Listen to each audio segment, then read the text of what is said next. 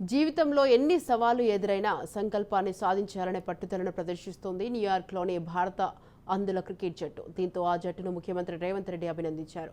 America పర్యటనలో ఉన్న ముఖ్యమంత్రి న్యూయార్క్లో క్రికెట్ జట్టు సభ్యులతో కాసేపు ముచ్చటించారు. ఈ జట్టును కలుసుకునే అవకాశం రావడం ఎంతో అమూల్యంగా భావిస్తున్నానని, ఈ టీం ఎందరికో స్ఫూర్తిదాయకమని అన్నారు.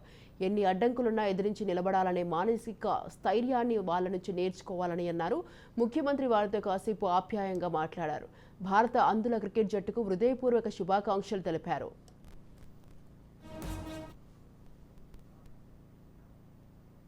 లక్ష్మీదేవిపల్లి మండలం లోతువాగు అనిశెట్టిపల్లి మధ్య జరిగిన దారి దోపిడీ ఘటనలో బాధితుడు తిరుపతి సన్నిహితురాలతో సహా 5గురిని అరెస్టు చేశారు.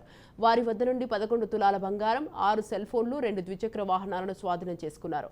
ఈ సందర్భంగా కేసుకు సంబంధించి టాస్క్ ఫోర్స్ టీం చేపట్టిన విచారణలో బాధితుడు సన్నిహితురాలనే బేబీ పథకం ప్రకారం ప్లాన్ చేసినట్టు డీఎస్పీ తెలిపారు. ఇక తిరుపతితో కలిసి కారులో వెళ్తూ తనకు సన్నిహితుడికి సమాచారం అందించడంతో అతను మరో 4గురిని తీసుకుని కారును అడ్డుకున్నారు.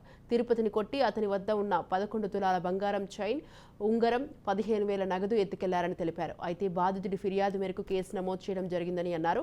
టాస్క్ ఫోర్స్ సిబ్బంది విచారణ చేపట్టి నిందితులైన యువతి బేబీతో పాటు 5గురు వ్యక్తులను అరెస్టు చేశామన్నారు.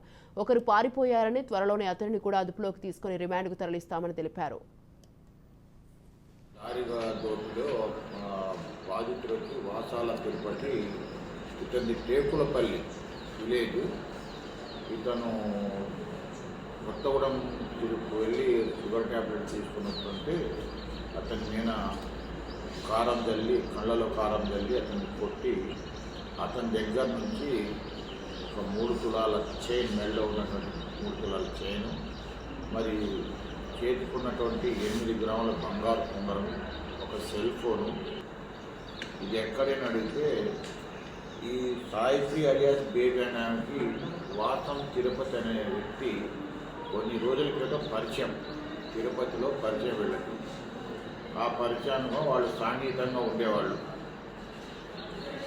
ఆమె దగ్గర నుంచి రాటాలు కోటాలు తీసుకోవడాలు ఉండేవి. ఈమెకి డబ్బులు ఎప్పుడైనా సందర్భం ఉన్నప్పుడు అతను ఇవ్వకపోయేది. ఏదో సందర్భంలో అతని దగ్గర బంగారు ఉంగరాలు మెడలో చేయడం చూసి ఈమె ఏం చేసిందంటే ఏదో విధంగా క్యాబ్ చేసి